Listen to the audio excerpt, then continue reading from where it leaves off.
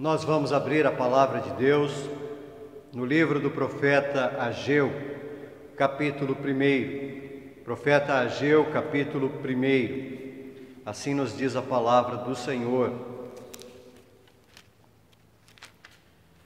No segundo ano de Dario, no sexto mês, no primeiro dia do mês, veio a palavra do Senhor por intermédio do profeta Ageu a Zorobabel, filho de Salatiel, governador de Judá, e a Josué, filho de Josadaque, o sumo sacerdote, dizendo: Assim fala o Senhor dos exércitos. Este povo diz: Não veio ainda o tempo em que a casa do Senhor deve ser edificada. Veio, pois, a palavra do Senhor por intermédio do profeta Ageu, dizendo: Acaso é tempo de habitardes vós em casas apaineladas, enquanto esta casa permanece em ruínas? Ora, pois, assim diz o Senhor dos exércitos: considerai o vosso passado. Tendes semeado muito e recolhido pouco, comeis, mas não chega para fartar-vos, bebeis, mas não dá para saciar-vos, vestivos, mas ninguém se aquece, e o que recebe salário, recebe-o para pô-lo num saquitel furado. Assim diz o Senhor dos exércitos: considerai o vosso passado. Subi ao monte, trazei madeira e edificai a casa, dela me agradarei, serei glorificado, diz o Senhor. Esperastes o muito, e eis que veio a ser pouco, e esse pouco, quando o trouxestes para casa, eu com um assopro o dissipei. Por quê? Diz o Senhor dos exércitos: por causa da minha casa, que permanece em ruínas, ao passo que cada um de vós corre por causa da sua própria casa.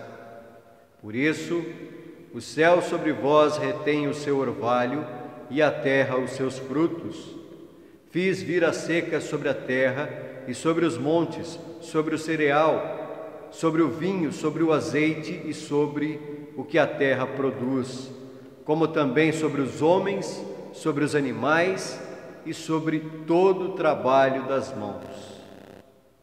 Então Zorobabel, filho de Salatiel, e Josué, filho de Josadaque, o sumo sacerdote, e todo o resto do povo atenderam à voz do Senhor, seu Deus, e às palavras do profeta Ageu, as quais o Senhor, seu Deus, o tinha mandado dizer, e o povo temeu diante do Senhor.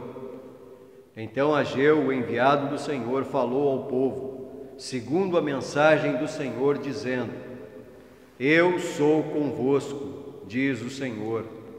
O Senhor despertou o espírito de Zorobabel, filho de Salatiel, governador de Judá, e o espírito de Josué, filho de Josadaque, o sumo sacerdote, e o espírito do resto de todo o povo.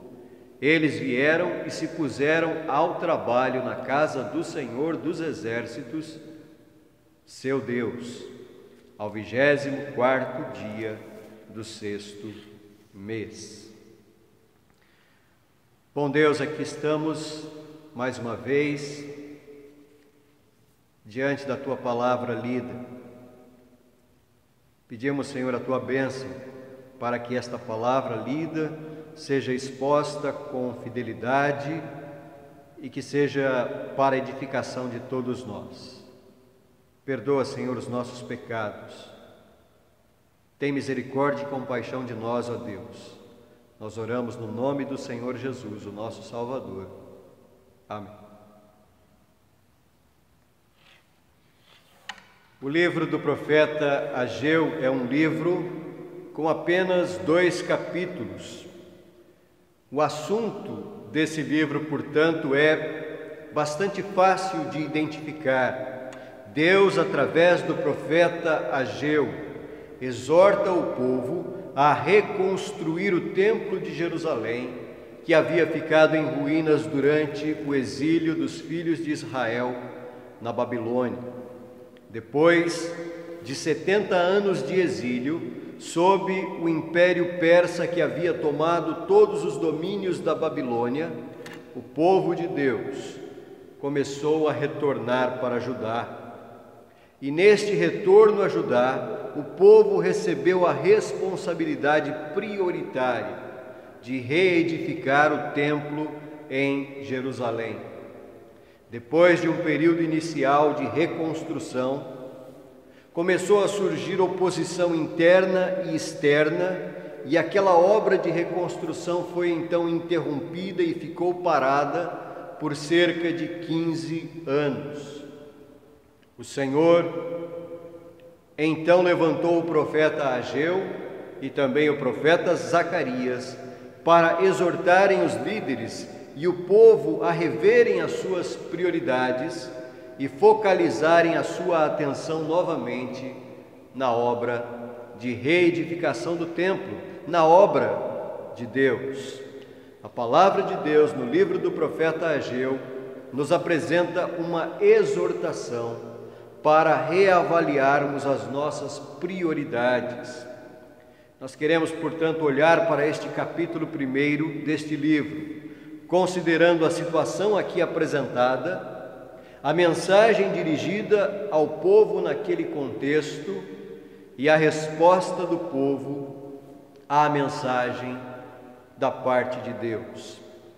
No verso 1, Ageu situa os acontecimentos.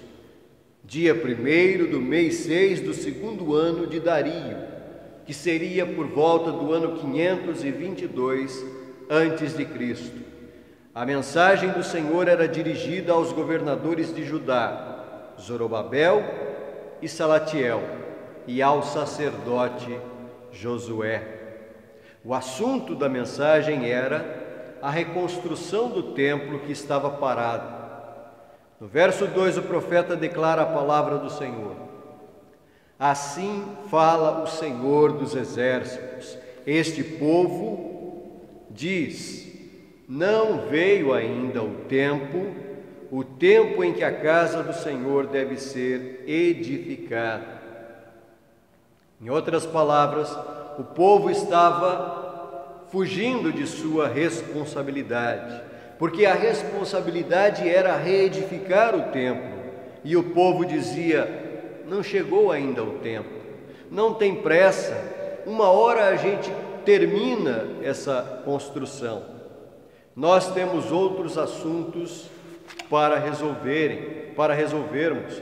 Nós temos outros problemas, outras coisas que estão envolvendo a nossa vida, e então nós temos que deixar o templo, a casa de Deus e as coisas de Deus em segundo lugar. Era isso, ou era pelo menos aparentemente isso que estava no coração do povo. No verso 4, a pergunta do Senhor revela o erro do povo, o erro que era cometido pelo povo. Diz o Senhor: acaso é tempo de habitardes vós em casas apaineladas, enquanto esta casa permanece em ruínas?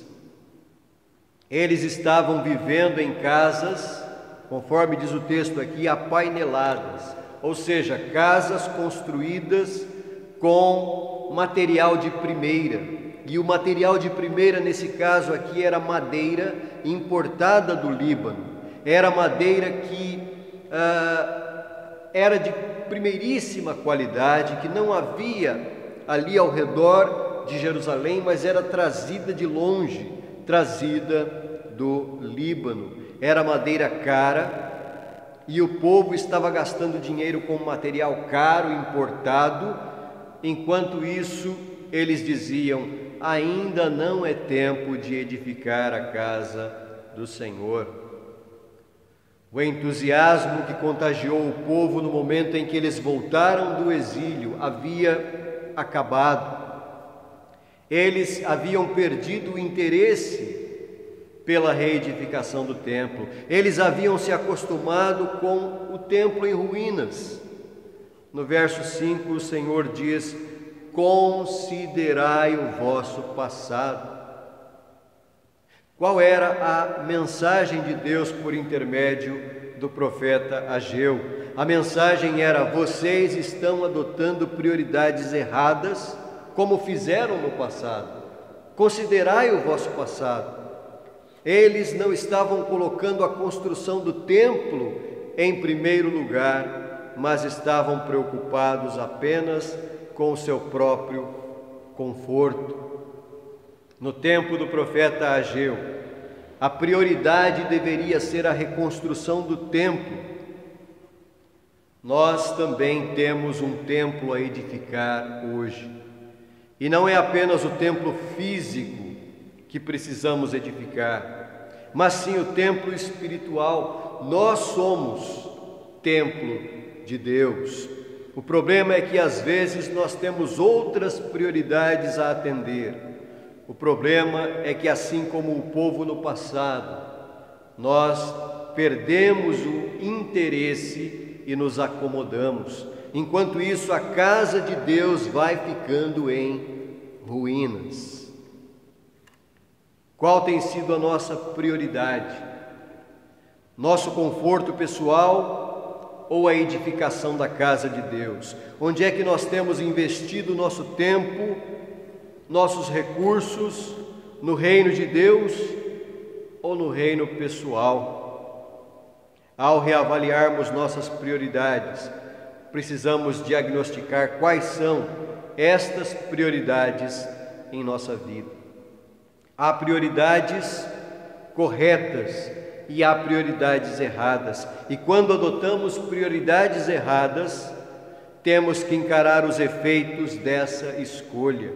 É este o segundo ponto que devemos observar aqui no primeiro capítulo do profeta Ageu: os efeitos de se adotar prioridades erradas.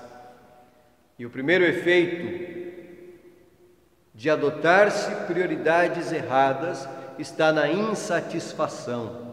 Nada do que eles faziam era produtivo, pelo contrário, parece que tudo o que faziam, ao invés de trazer satisfação, produzia frustração. Veja o que diz o verso 6 do capítulo 1 de Ageu: tendes semeado muito e recolhido pouco, comeis, mas não chega para fartar-vos, bebeis, mas não dá para saciar-vos, vesti-vos, mas ninguém se aquece.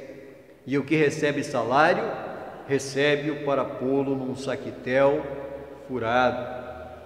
Eles buscavam todas estas coisas intensamente, mas não se sentiam satisfeitos. A insatisfação é o resultado das prioridades erradas em nossa vida. Há pessoas que buscam felicidade em coisas materiais e nunca encontram satisfação, porque o foco da sua prioridade está errado. Há pessoas que buscam sua felicidade em roupas, a melhor roupa, a roupa da moda, a mais cara, a etiqueta do momento é que deve satisfazer.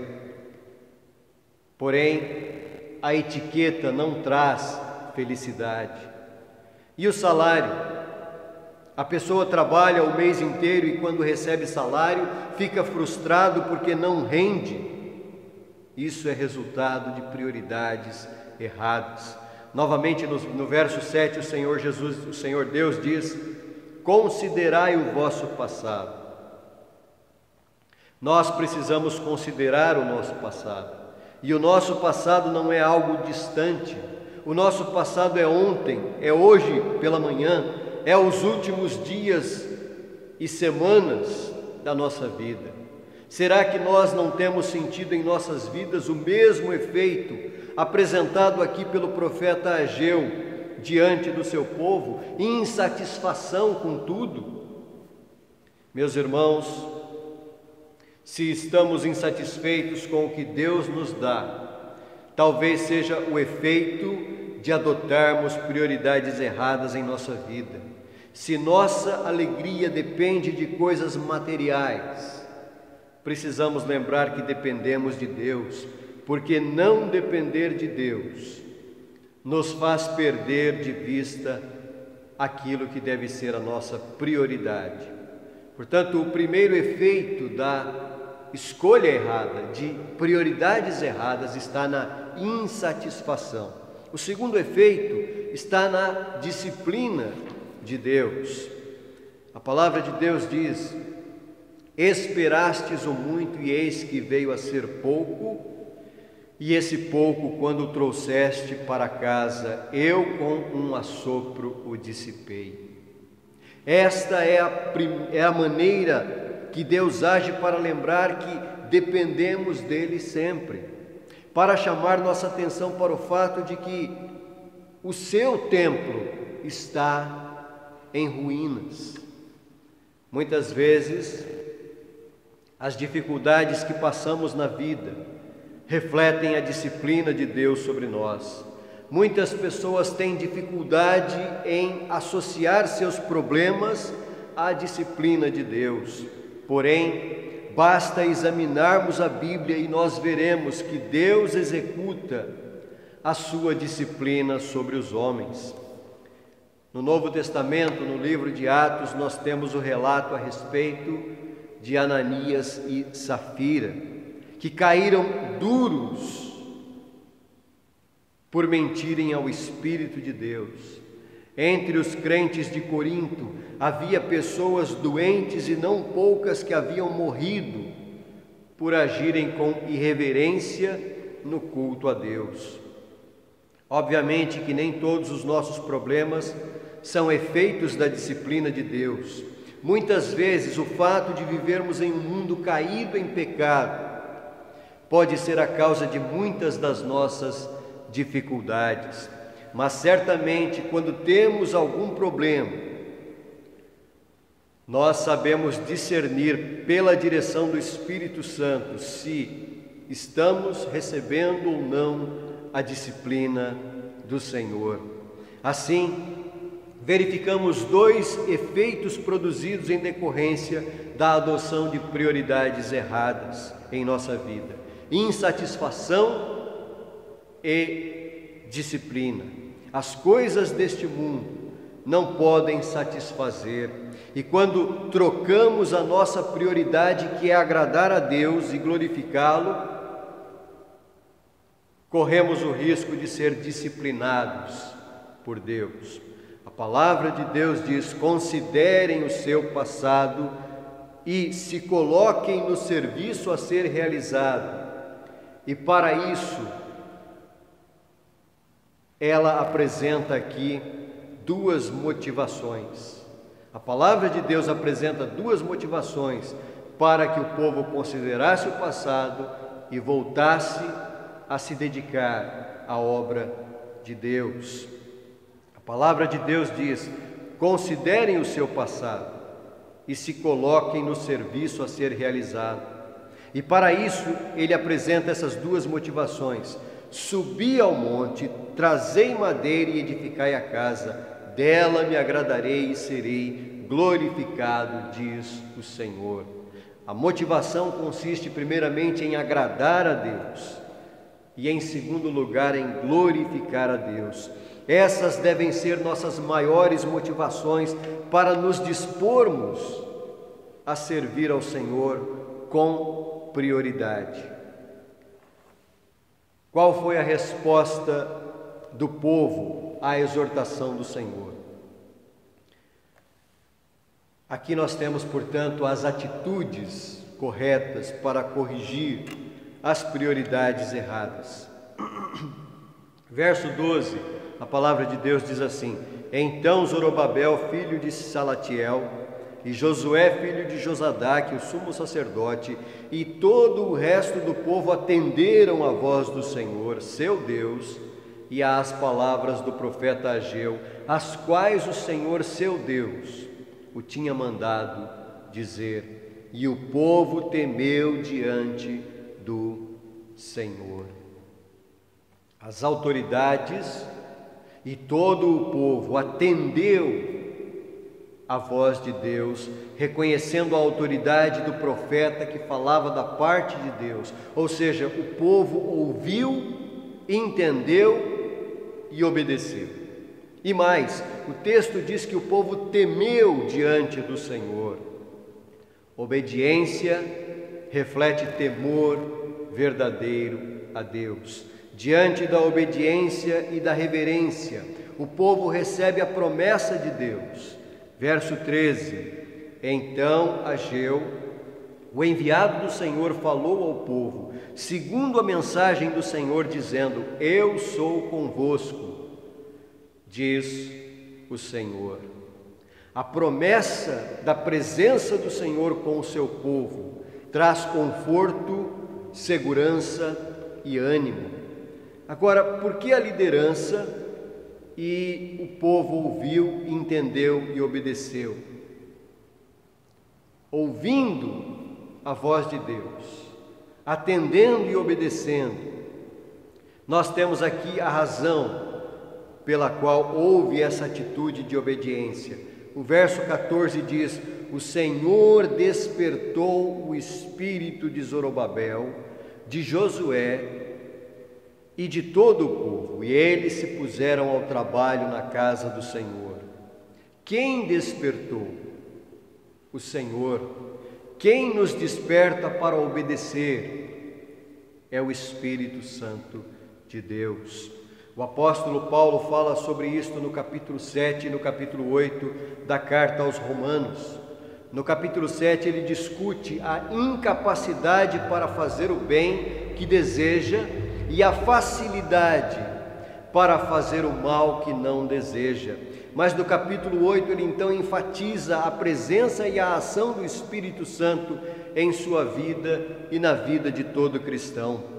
Romanos 8, versos 8, 9 e 11 diz assim: Portanto, os que estão na carne não podem agradar a Deus.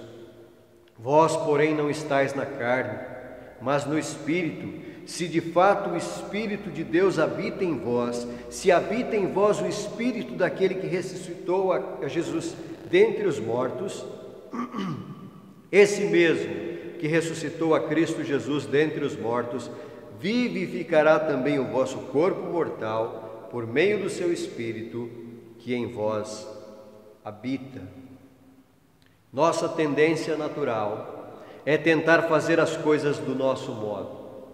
A vitória sobre esta nossa inclinação para o erro, ela somente é possível quando nós dependemos inteiramente do Espírito do Senhor. Somente quando nos submetemos ao Espírito de Deus é que acontece o que está expresso no final do verso 14. Eles vieram e se puseram ao trabalho na casa do Senhor. Notemos que o texto diz: eles vieram, eles trabalharam juntos. A vida cristã não é para ser vivida em isolamento. Antes, a vida cristã é para ser vivida em comunidade. É por isso que o autor da carta aos Hebreus diz: não deixemos de congregar-nos, como é costume de alguns. A razão de sermos igreja, corpo de Cristo, está no fato de que não podemos prosseguir a vida cristã sozinhos. Precisamos uns dos outros, precisamos nos colocar à disposição do Senhor, juntos, uns cooperando com os outros. Do contrário, será difícil reedificar a casa do Senhor. Esta é a solução para corrigirmos as prioridades erradas e adotarmos prioridades corretas. Se estudamos e obedecemos a palavra de Deus, que naturalmente nos conduz a uma atitude de gratidão e louvor, Deus está conosco com seu Santo Espírito, motivando-nos e dando-nos o poder para realizar a sua obra.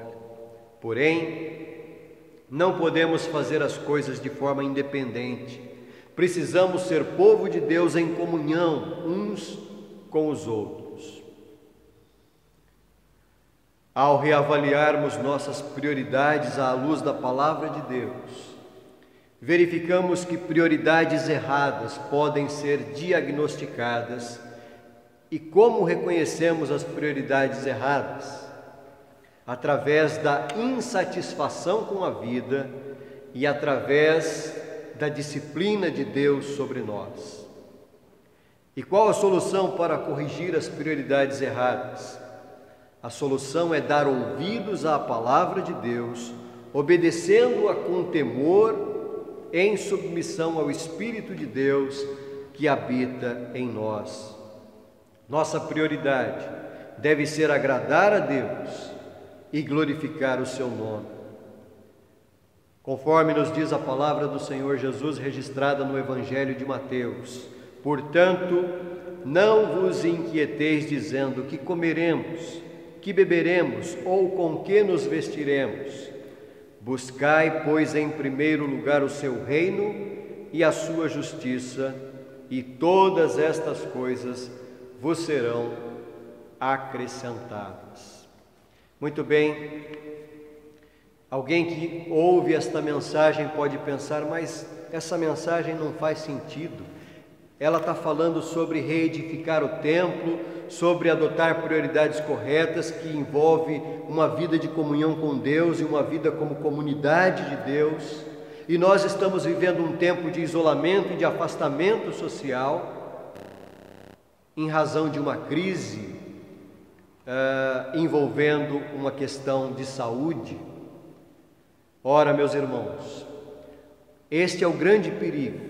O fato de estarmos isolados, separados e distanciados da comunhão da igreja fisicamente, é um grande risco justamente de perdermos de vista aquilo que deve ser a nossa prioridade: continuar servindo a Deus, continuar servindo o reino de Deus.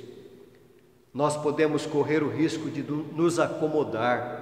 Ficando em casa, nós corremos o sério risco de achar que a igreja não precisa de nós, que nós não precisamos orar pelos outros crentes, que nós não precisamos interagir uns com os outros de alguma forma. O perigo é achar que nós não precisamos mais contribuir para a edificação do templo de Deus. E quando nós falamos no templo aqui, nós estamos falando evidentemente não do prédio, do espaço físico, mas da igreja como corpo de Deus. E a igreja como corpo de Deus, ela possui um espaço físico, um prédio, um local de reunião que precisa de manutenção. Evidentemente que nós estamos vivendo um tempo de crise, em que muitas pessoas estão tendo problemas para ter o seu salário, para ter o seu sustento, pessoas estão perdendo emprego, comércios estão fechando, mas certamente, sempre que Deus nos proporciona de alguma forma o nosso sustento, que Ele em sua providência nos concede recursos para a nossa manutenção, nós precisamos ter como prioridade entender que nós devemos continuar contribuindo com a manutenção da casa de Deus, espiritualmente, mantendo a nossa comunhão uns com os outros, lendo a Bíblia, orando, acompanhando as pregações que são transmitidas através deste meio virtual, através de pregações, orações que são gravadas para serem transmitidas, para que você possa ser edificado. Tudo isso requer tempo, dá trabalho e exige da nossa parte cooperação, contribuição, que nós não percamos de vista a nossa prioridade, que é agradar a Deus e glorificar ao seu nome, contribuindo com o progresso do seu reino. Que nós não caiamos no risco e no perigo de nos acomodar, de nos distanciar não só fisicamente, mas também espiritualmente, abrindo mão das nossas responsabilidades como povo de Deus. Nós temos um vínculo uns com os outros. Cada crente forma o corpo de Cristo. Cada um de nós que faz parte desta igreja, devemos nos auxiliar mutuamente e contribuir para que a obra de Deus, para que o reino de Deus, para que a igreja de Deus seja preservada e mantida. Por isso nós precisamos adotar prioridades corretas. Precisamos considerar o nosso passado. Precisamos rogar a Deus pelo seu Espírito diariamente, para que Ele nos sustente, nos guarde, nos fortaleça nos seus caminhos e faça de nós instrumentos para a manutenção da sua obra. Que Deus assim nos abençoe e que nos desperte o nosso coração, para que não nos distanciemos dele e da prioridade em buscar em primeiro lugar o seu reino e a sua justiça, porque é Ele quem nos abençoa e concede tudo aquilo de que nós necessitamos, porque Ele conhece cada uma das nossas necessidades. Que Deus assim nos abençoe. Amém. Senhor, louvamos o Teu nome pela Tua palavra, pela instrução, pela exortação. Ó Deus bendito, nós queremos priorizar o Teu reino, queremos servir o Teu reino e estamos vivendo momentos difíceis que nos impedem muitas vezes de priorizar o Teu reino. Nós somos tentados muitas vezes a nos distanciar espiritualmente do Senhor. Ó Deus, preserva a nossa comunhão, preserva a comunhão do Teu povo, permite, ó Deus, que nós continuemos juntos apesar deste momento de distanciamento. Ó Deus, nós reconhecemos que estamos vivendo um tempo de disciplina do Senhor, impossibilitados de estar juntos presencialmente na Tua casa. Por isso o nosso clamor, ó Deus, é para que o Senhor tenha misericórdia de nós e, ó Deus, restaura as condições para que possamos novamente ser igreja, comunitariamente reunida para Te servir e Te adorar, para proclamar o Teu Evangelho, para glorificar o Teu nome. Tem misericórdia de nós, ó Deus. Nós clamamos no nome do Senhor Jesus.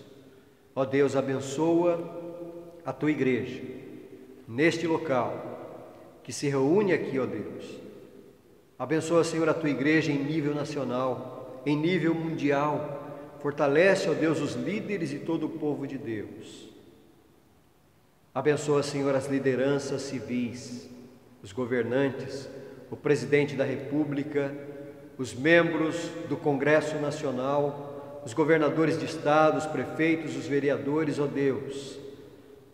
Concede, Senhor, sabedoria e abençoa, ó Deus, para que haja prioridade na administração, de forma a conceder as condições necessárias para o bem comum de toda a população. Abençoa, Senhor, o sistema de saúde, os médicos, os enfermeiros, todos aqueles, ó Deus, que estão na linha de frente, trabalhando arduamente para combater, ó Deus, esta enfermidade que tem causado tantos transtornos na vida de tantas pessoas. Abençoa-nos, ó Deus, e tem misericórdia. Nós oramos no nome do Senhor Jesus, o nosso Salvador. Que a graça do Senhor Jesus, o amor de Deus Pai, a comunhão e as consolações do Espírito Santo sejam sobre toda a Igreja de Deus, hoje e por todos sempre. Amém.